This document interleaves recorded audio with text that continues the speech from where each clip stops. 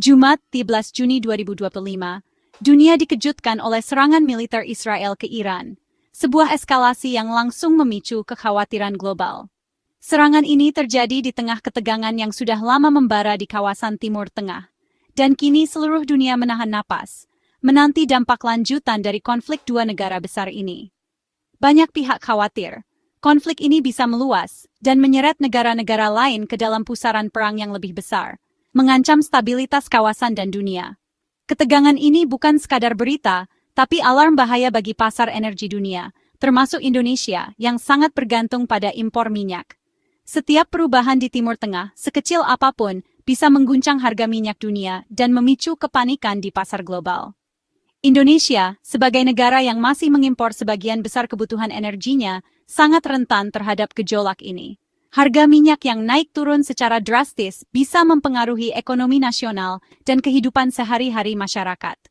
Setiap rudal yang meluncur di Timur Tengah mengancam pasokan energi global, dan efeknya langsung terasa di stasiun pengisian bahan bakar hingga menjamakan keluarga Indonesia. Ketidakpastian pasokan membuat antrean di SPBU mengular, sementara keluarga-keluarga mulai khawatir dengan pengeluaran harian yang membengkak. Krisis di luar negeri kini benar-benar terasa dampaknya di rumah-rumah kita, dari harga bahan bakar hingga harga kebutuhan pokok. Harga minyak yang melonjak membebani APBN, mengancam subsidi, dan menekan daya beli masyarakat. Pemerintah harus menghadapi dilema besar, menjaga stabilitas ekonomi atau menambah beban anggaran negara. Sementara itu, masyarakat harus beradaptasi dengan harga-harga yang terus naik, dari transportasi hingga kebutuhan sehari-hari. Pemerintah Indonesia harus bergerak cepat, merumuskan strategi untuk meredam dampak krisis ini. Koordinasi lintas kementerian dan kebijakan darurat menjadi sangat penting agar ekonomi tetap stabil dan masyarakat terlindungi dari gejolak harga. Langkah-langkah antisipasi, seperti diversifikasi energi dan penguatan cadangan nasional, kini menjadi prioritas utama. Krisis di Isfahan kini menjadi persoalan nyata di dapur-dapur Indonesia, bukan sekadar isu geopolitik jauh di sana. Setiap kenaikan harga minyak dunia langsung berdampak pada biaya hidup masyarakat, dari harga gas LPG hingga bahan makanan pokok. Situasi ini menuntut ketahanan dan kreativitas keluarga Indonesia dalam mengelola pengeluaran sehari-hari. Guncangan fajar itu mengingatkan kita, ketahanan energi adalah kunci menghadapi badai global. Hanya dengan memperkuat sektor energi nasional dan mengurangi ketergantungan pada impor, Indonesia bisa lebih siap menghadapi gejolak dunia. Kini, saatnya bersatu dan berinovasi demi masa depan yang lebih aman dan mandiri. Harga minyak dunia sangat sensitif terhadap setiap gejolak di Timur Tengah. Kawasan ini bukan hanya penghasil minyak terbesar, tapi juga jantung distribusi energi global. Setiap kali muncul konflik, baik itu ketegangan politik, serangan militer, atau ancaman terhadap infrastruktur minyak, pasar langsung bereaksi. Harga minyak bisa melonjak hanya karena rumor atau kekhawatiran akan potensi gangguan, bahkan sebelum pasokan benar-benar terganggu. Timur Tengah adalah pusat pasokan dunia, mengalirkan jutaan barel minyak setiap hari ke berbagai penjuru. Negara-negara seperti Arab Saudi, Iran, Irak, dan Uni Emirat Arab memegang peranan kunci dalam menjaga stabilitas pasokan global. Jika salah satu negara ini terganggu, efeknya bisa terasa hingga ke seluruh dunia. Ketika produsen besar seperti Iran mengalami gangguan, pasar langsung panik. Bukan hanya karena pasokan berkurang, tapi juga karena ketakutan akan gangguan di jalur strategis seperti Selat Hormuz, jalur sempit yang dilalui 1/5 minyak dunia. Jika selat ini tertutup, distribusi minyak global bisa lumpuh total. Ekspektasi saja sudah cukup untuk membuat harga melonjak. Negara dan perusahaan berlomba-lomba mengamankan stok minyak, bahkan sebelum krisis benar-benar terjadi. Mereka membeli dalam jumlah besar, memicu permintaan mendadak dan mempercepat kenaikan harga. Hukum ekonomi sederhana berlaku. Ketika permintaan naik dan pasokan terancam, harga pasti terbang. Kenaikan harga minyak ini akhirnya berdampak ke berbagai sektor, mulai dari transportasi, industri, hingga harga kebutuhan pokok. Iran, meski di bawah sanksi internasional, tetap vital bagi pasar global. Setiap gangguan di sana, baik karena sanksi baru atau konflik, bisa memicu reaksi berantai di seluruh kawasan. Negara-negara lain pun ikut terdampak, baik secara langsung maupun tidak langsung.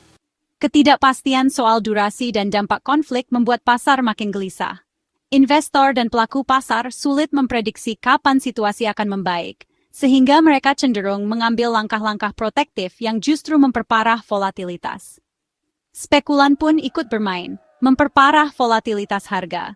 Mereka membeli dan menjual kontrak minyak dengan harapan meraup untung dari fluktuasi harga yang tajam sehingga pergerakan harga makin liar. Pada akhirnya, harga minyak dunia tak lagi sekadar soal pasokan dan permintaan. Ia juga menjadi cerminan ketakutan, spekulasi, dan risiko geopolitik yang terus membayangi pasar energi global. Begitu kabar serangan menyebar, harga minyak Brent melonjak lebih dari 10% mendekati $70 per barel, level tertinggi tahun ini. West Texas Intermediate juga naik tajam, menembus $76 per barel. Meski sempat terkoreksi, harga tetap jauh di atas level sebelum serangan. Kenaikan ini berarti miliaran dolar tambahan harus dibayar negara pengimpor, termasuk Indonesia. Jika konflik berlanjut, harga bisa menembus $80, bahkan $100 per barel. Ancaman nyata bagi ekonomi global. Setiap dolar kenaikan memperberat beban subsidi dan risiko defisit APBN Indonesia. Tak heran, pejabat keuangan dan energi di Jakarta memantau situasi ini nyaris tanpa berkedip. Pemerintah Indonesia lewat Kementerian ESDM langsung menegaskan kesiapan menghadapi gejolak harga minyak. Strategi utamanya, optimalkan produksi energi domestik dan kurangi konsumsi bahan bakar impor. Upaya peningkatan produksi minyak dan gas dipercepat, eksplorasi wilayah baru didorong. Diversifikasi energi jadi kunci. Biodiesel dan panas bumi diakselerasi untuk mengurangi ketergantungan pada minyak. Langkah-langkah ini bukan hanya solusi jangka pendek, tapi juga bagian dari visi jangka panjang menuju ketahanan energi. Pemerintah ingin memastikan guncangan global tak langsung mengguncang ekonomi rakyat. Tantangan terbesar, implementasi nyata di lapangan. Meningkatkan produksi minyak nasional jadi prioritas utama. Setelah bertahun-tahun turun, produksi kini menembus 60.000 barel per hari, berkat teknologi EOR di sumur tua dan eksplorasi wilayah baru.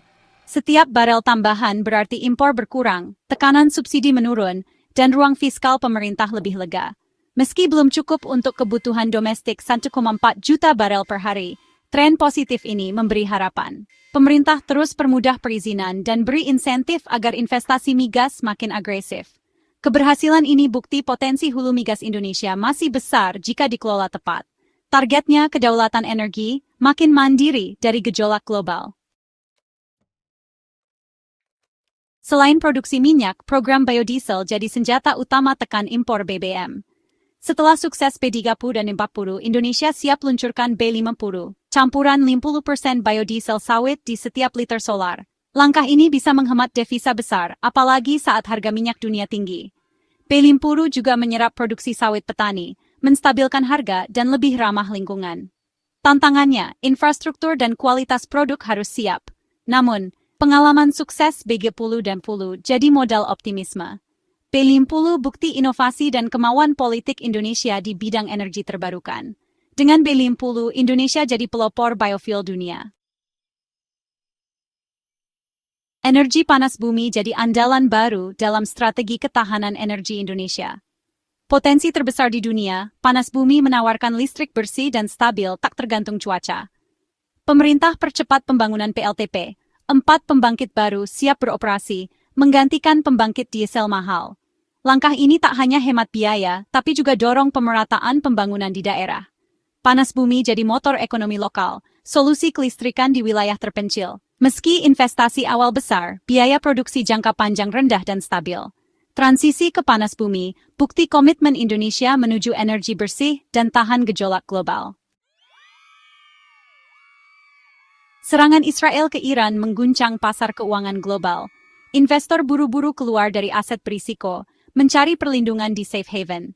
Bursa saham Asia dan Barat langsung anjlok, sementara harga emas dan mata uang kuat seperti dolar AS melonjak. Kekhawatiran utama, lonjakan harga minyak bisa picu inflasi dan perlambat ekonomi dunia. Saham sektor energi dan transportasi paling terpukul.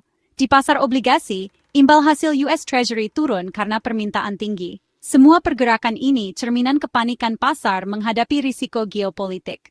modal global bergerak cepat mencari aman, menambah tekanan pada ekonomi negara-negara pengimpor energi. Indonesia harus waspada, menjaga stabilitas di tengah badai. Krisis energi global yang terjadi belakangan ini menjadi pengingat keras akan pentingnya kemandirian energi bagi Indonesia. Ketergantungan pada energi impor membuat kita rentan terhadap fluktuasi harga dan gejolak geopolitik dunia.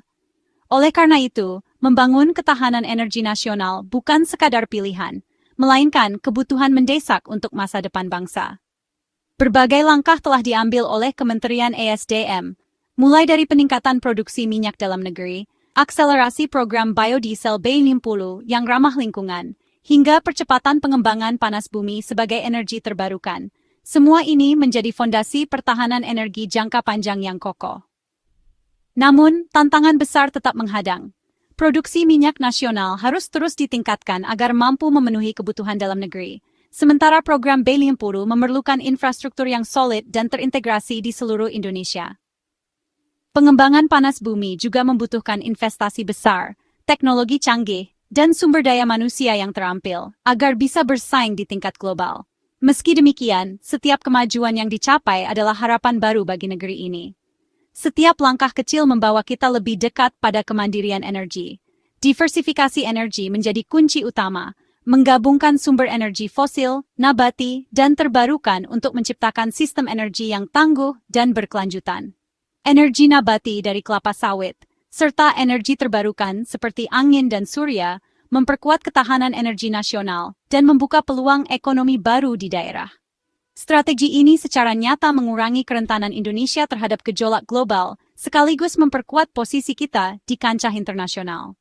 Dengan energi bersih dan berkeadilan, masa depan Indonesia akan lebih cerah, ramah lingkungan, dan inklusif untuk semua lapisan masyarakat. Badai geopolitik memang akan datang dan pergi, membawa tantangan yang tak terduga bagi sektor energi. Namun, fondasi energi bangsa harus tetap kokoh dan siap menghadapi segala kemungkinan. Dengan komitmen, inovasi, dan kerjasama seluruh elemen bangsa, kita bisa mewujudkan kedaulatan energi yang sesungguhnya. Kedaulatan energi Indonesia bukan lagi sekadar mimpi, tapi tujuan nyata yang bisa dicapai bersama demi masa depan yang lebih baik.